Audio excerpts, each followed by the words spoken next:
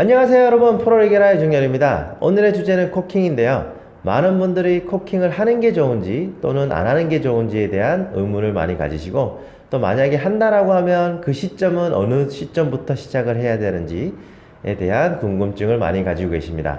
그래서 제가 오늘 코킹은 무엇인지, 코킹을 왜 하는지에 대해서 설명을 드리면서 그 궁금증을 해결해 드리도록 하겠습니다. 먼저 코킹은 우리말로 풀이를 했을 때 손목을 꺾다라는 의미를 가지고 있습니다.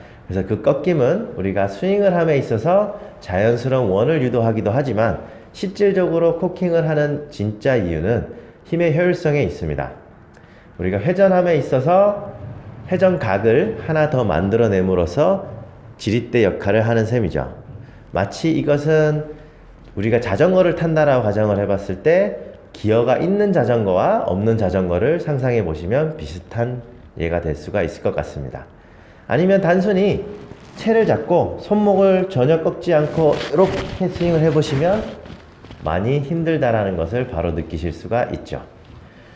그래서 내가 얼마만큼 파워면에 혹은 스피드 쪽에 비중을 두냐에 따라서 이 코킹 양은 다를 수가 있다라는 것입니다. 자, 그렇다면 손목이 꺾이는 각도는 어느 각도가 좋은지, 그리고 그 꺾는 시기는 어느 시점이 좋은지에 대해서 말씀드리도록 하겠습니다. 근데 사람마다 스퀘어 혹은 뉴트럴이라는 기준이 다를 수가 있기 때문에 좀 애매모호한 부분이 있습니다. 그런데 그 부분에 대해서는 제가 처음 어드레스 때 잡았을 때 손목 각도를 기준으로 삼아서 말씀드리도록 할게요. 처음 내가 공을 칠 것처럼 어드레스를 취한 상태에서 그대로 수직으로 채를 손목만 꺾어서 들어 올려 보겠습니다. 이 각도가 클럽 페이스에 전혀 변화가 생기지 않은 스퀘어 상태라고 보시면 되겠습니다. 그래서 저처럼 약간은 스트롱하게 잡으시는 분들은 약간의 각이 생기는 게 정상이고요. 그렇지 않고 조금 위크로 잡으시는 분들은 이렇게 손등이 펴지시는 게 스퀘어입니다. 그리고 반대로 심하게 스트롱하게 잡으시는 분들 같은 경우에는 손목이 많이 꺾여져 있는 상태죠. 그래서 이렇게 제가 말씀드리는 것은 이렇게 해야 된다 혹은 이렇게 하는 게 좋다라는 것을 말씀드리는 것이 아니라, 단지 내가 처음 어드레스 때 잡았는 클럽 페이스면이 전혀 변화가 생기지 않고 그대로 유지되면서 코킹했는 각도를 말씀드리는 것입니다. 뉴트럴 그립으로 잡았을 때 이대로 꺾었는 상태가 제가 스퀘어라고 말씀을 드렸죠. 제가 좀 가까이 가서 보여드리도록 하겠습니다.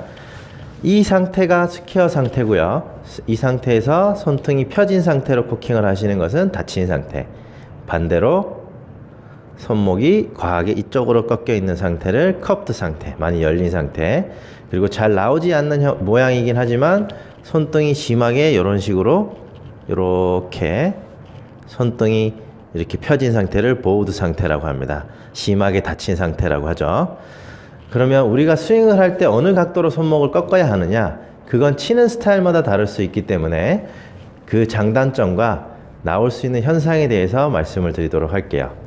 먼저 임팩트 때 또 다시 돌아가면 커프트 상태로 이렇게 꺾인 상태로 공을 쳐서는 안 됩니다. 이렇게 되면 공을 정타가 날 수가 없고 일찍 풀린 상태이기 때문에 정타가 나더라도 힘의 전달이 100%가 되지 않았다라는 거겠죠.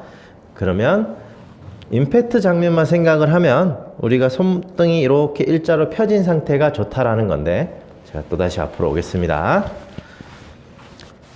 이 방향대로 펴진 상태로 꺾어 보시면 아시겠지만 이 회전각 자체가 많이 안 나와요.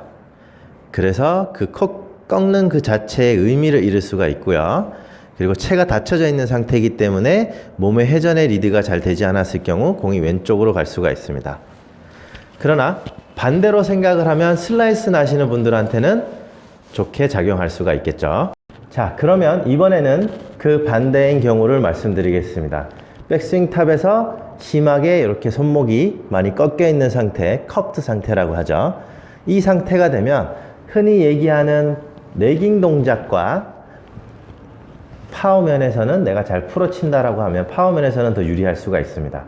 근데 제가 아까 열린 상태라고 했죠. 열린 상태에서 그대로 풀게 되면은 공 깎아 맞거나 열려 맞겠죠. 그렇기 때문에 다운스윙이 되면서 이 꺾여 있는 손목이 내려오면서 점차적으로 이렇게 손등이 펴지면서 맞아야 된다라는 단점을 가지고 있어요. 그래서 꺾였지만 바로 내리면 바로 내리거나 공을 향해서 엎어치게 되면 심한 슬라이스를 낼 수가 있다는 거죠. 그래서 회전각을 더 증가시켜서 파워를 낼 수 있는 가능성은 있으나 실질적으로 힘의 전달이 잘 되지 않기 때문에 더 적게 가는 경우가 나올 수가 있다는 것이죠. 그래서 선수들 같은 경우에 보면 두 가지 유형이 다 나오긴 합니다. 손등이 펴져 있는 유형도 있고 꺾여 있는 유형도 있고.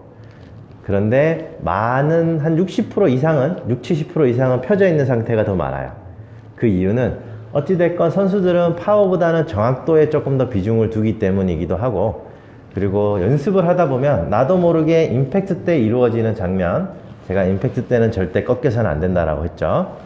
그렇기 때문에 임팩트 때 내가 펴질 거를 미리 생각하면서 스윙을 하다 보니까 나도 모르게 백스윙 탑에서 미리 준비를 하면서 펴져 있는 선수가 많습니다.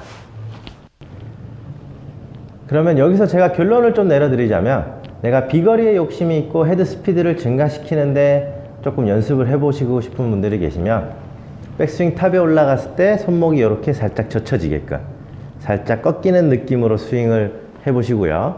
그리고 제가 이대로 그대로 치게 되면 공이 깎일 확률이 높다라고 했죠. 그렇기 때문에 내려오실 때 오른손을 좀 활용해서 좀 둘러치는 느낌을 가지시면 좋을 것 같습니다. 반대로 나는 거리보다는 정확도와 일관성에 좀 더 비중을 두고 싶으신 분들은 손등을 펴서 이렇게 가져가서 스윙하는 내내 그 각을 유지하면서 치려고 하시면 좋을 것 같습니다. 그러면 이 코킹은 언제 하는 게 좋으냐? 결론부터 말씀을 드리면 어느 시점에서 하든 간에 그 코킹의 효과는 똑같이 받으실 수가 있습니다. 그런데 제가 예전에 힘의 순서에 대해서 말씀을 드린 적이 있죠. 밑에서부터 위로. 그렇다라고 하면 내가 코킹을 너무 일찍 하게 되면 그 힘의 순서를 거스르는 행위가 되겠죠. 그래서 제가 권장해 드리는 코킹의 타이밍은 사실 자연스럽게 이루어지면 가장 좋고요. 스윙을 하는데 손목에 힘이 빠져 있으면 이 헤드 무게에 의해서 저절로 탑에서 살짝 이 무게가 떨어지면서 꺾이게 돼요. 그래서 이 타이밍에 자연스럽게 이루어지는 것을 권장해 드리고요. 아니면 내가 올라가다가 다운스윙으로 내려올 때 힘의 방향이 바뀔 때 마찬가지로 손목에 힘이 빠져 있으면 제가 과장해서 보여드리면 저절로 이렇게 이루어지게 됩니다.